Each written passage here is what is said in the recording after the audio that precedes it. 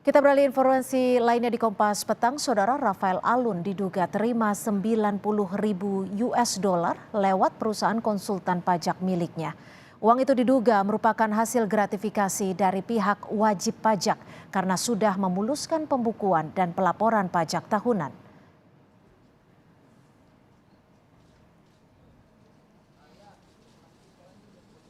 Ketua KPK Firly Bahuri menyebut jika Rafael diduga menerima uang sebesar 90.000 dolar US atau setara dengan 1,3 miliar rupiah. Rafael diduga sengaja membuat perusahaan yang bergerak di bidang konsultasi pembukuan dan pajak untuk menerima gratifikasi dari sejumlah wajib pajak bermasalah. Harta kekayaan Rafael Alun Trisambodo naik 24 miliar rupiah dalam kurun waktu 8 tahun.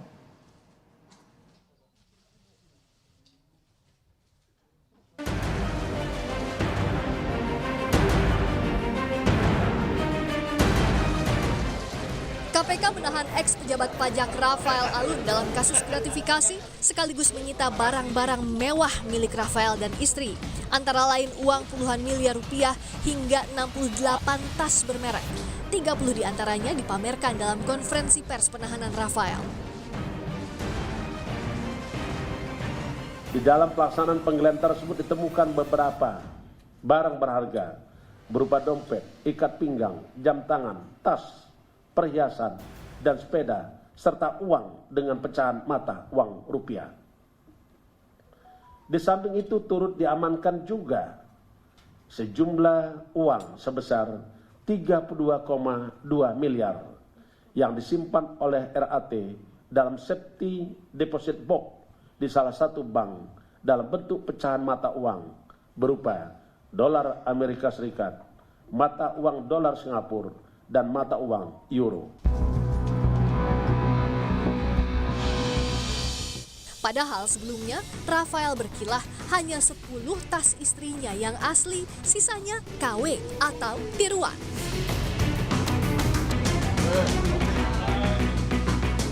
Dari 70 tas yang disita oleh KPK, itu mungkin paling banyak hanya 8 atau sampai 10 yang asli. Sisanya semuanya KW. Nanti biarkan mungkin pihak KPK yang bisa melihat itu, apakah itu asli atau tidak. Tas-tas branded istri Rafael berharga fantastis. Antara lain Hermes Kelly 95 juta hingga 440 juta rupiah, Hermes Birkin di kisaran 158 juta hingga 4,3 miliar rupiah, Dior Book Tote 62 juta rupiah, Dior Caro Small 70 juta rupiah, Dior Caro Large 82 juta rupiah, Dior Mini Lady 12 juta rupiah, Dior Saddleback 70 juta hingga 110 juta rupiah, ada pula Louis Vuitton White Monogram Multicolor kurang lebih 27 juta rupiah. KPK menyebut kekayaan Rafael yang dilaporkan pada tahun 2011 jumlahnya mencapai 20,5 miliar rupiah. Namun pada 2020 jumlah kekayaan Rafael melonjak tajam mencapai 55,6 miliar rupiah. Tim Liputan Kompas TV. Lebih lengkap soal peran istri Rafael Alun di kasus gratifikasi, kita berbincang dengan anggota Pusat Kajian Pemasyarakatan Poltekkip yang juga psikolog forensik Reza Indragiri. Selamat petang Pak Reza, terima kasih untuk waktunya bersama kami di Kompas Petang. Saya langsung saja, ini flexing istri, apakah menurut Anda bisa jadi pintu masuk untuk membongkar kasus Rafael Alun? Bagaimana Anda melihat kecenderungan dari perilaku pamer harta ini? Sangat penting untuk kita pahami bahwa perilaku semacam ini sesungguhnya tidak hanya merupakan indikasi adanya pola relasi toksik di dalam keluarga yang bersangkutan, tetapi perilaku sedemikian rupa juga sesungguhnya sangat mungkin berimbas terhadap masyarakat banyak, yaitu memantik apa yang diistilahkan sebagai personal relative deprivation, PRD.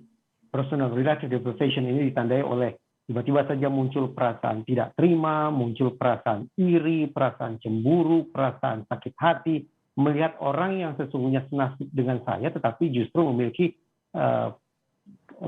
suratan tangan yang jauh lebih mulia, yang jauh lebih bagus daripada saya.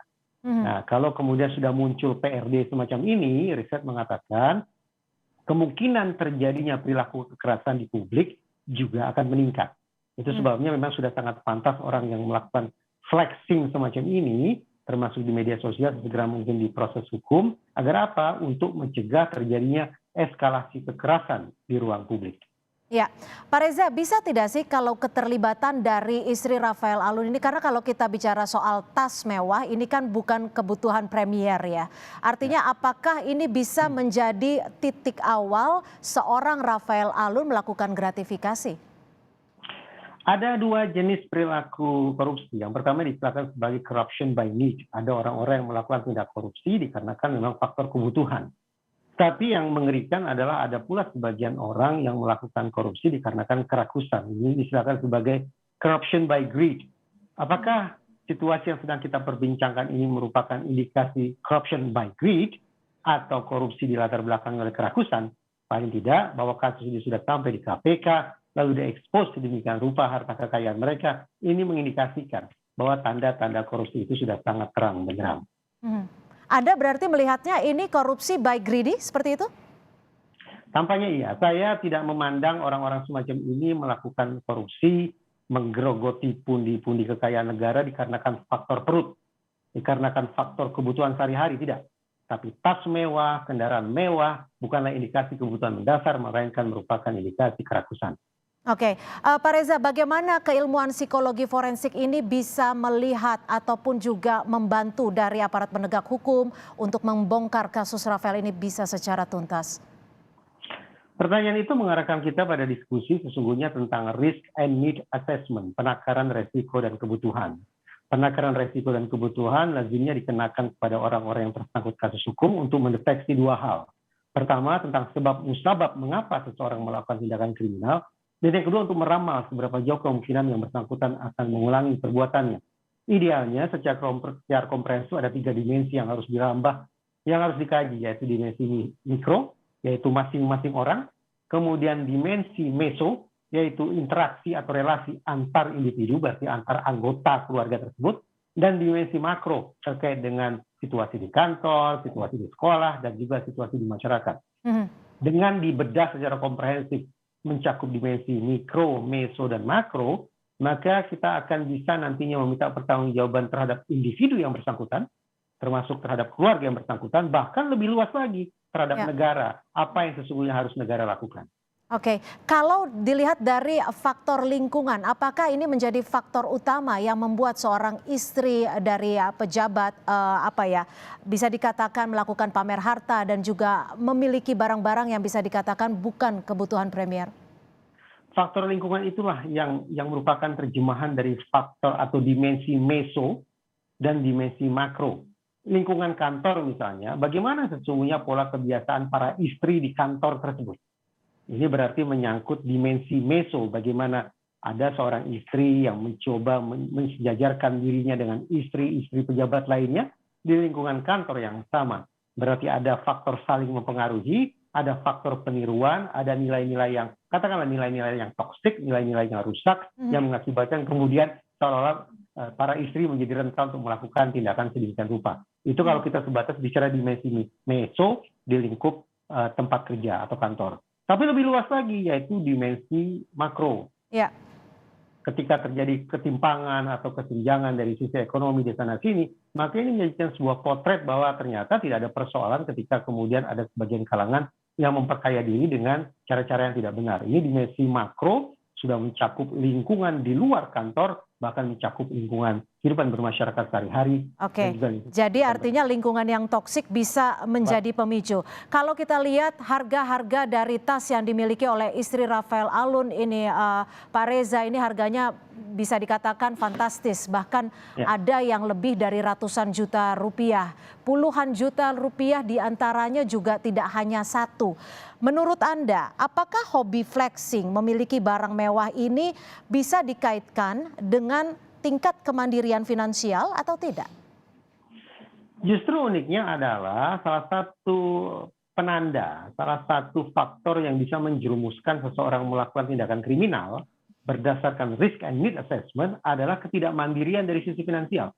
Artinya Tentu justru saja karena tidak mandiri, maka dari itu hari ingin pembuktian bahwa cukup kuat dalam finansial, seperti itu. begini, yang saya maksud adalah ketidakmandirian secara finansial bisa bermakna dua. Yang satu, pertama adalah pada dasarnya yang bersangkutan memang tidak punya kemampuan untuk memenuhi kebutuhannya. Atau yang kedua, yang bersangkutan memiliki kemampuan tetapi semu terkait dengan bagaimana cara mereka memenuhi kebutuhan, mendapatkan kekayaan dengan cara-cara yang tidak benar.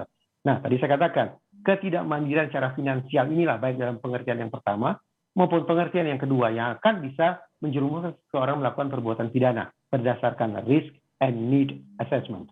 Oke, Pak Reza, mungkin tidak sih secara logika ya, secara masyarakat umum, ketika kita mendapatkan uangnya dengan mudah, maka akan dengan mudah pula memberi barang sesuai dengan kemampuannya, seperti itu.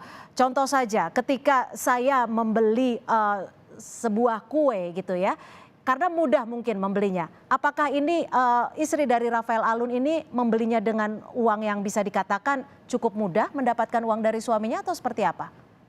Tadi salah satu jenis korupsi yang saya katakan adalah corruption by need atau korupsi berdasarkan kebutuhan. Tapi teori ini atau tipologi yang satu ini justru dikoreksi besar-besaran. Kenapa? Karena diyakini bahwa sesungguhnya kebutuhan tidak pernah berada pada titik statis. Kebutuhan selalu meningkat. Misalnya, ketika kita berkunjung ke marketplace, ke toko online, apakah benar-benar kita berangkat dari adanya sebuah kebutuhan? Iya. Kita punya kebutuhan lalu kita masuk ke marketplace, tampaknya tidak. Tapi justru setelah kita masuk ke dalam marketplace, kita melakukan window shopping di toko online, pada saat itu kebutuhan baru muncul. Ini yang saya katakan tadi, kebutuhan tidak pernah berada pada titik statis. Karena itulah, karena kebutuhan terus-menerus bergerak, terus-menerus meninggi, maka potensi seseorang untuk kemudian input dan output tidak lagi seimbang menjadi sangat nyata, termasuk menyeimbangkannya, tanda petik menyeimbangkannya dengan cara-cara yang melanggar hukum. Alhasil, alih-alih teryakinkan oleh istilah corruption by need, tampaknya kita lebih cenderung pada corruption by greed. Korupsi Berdasarkan keserakahan seperti itu ya, Pak Reza ya. Betul, betul. Baik, terima kasih atas perspektif Anda, Pak Reza Indragiri, psikolog forensik yang juga anggota Pusat Kajian Pemasyarakatan Poltekip sudah bergabung bersama kami di Kompas Petang.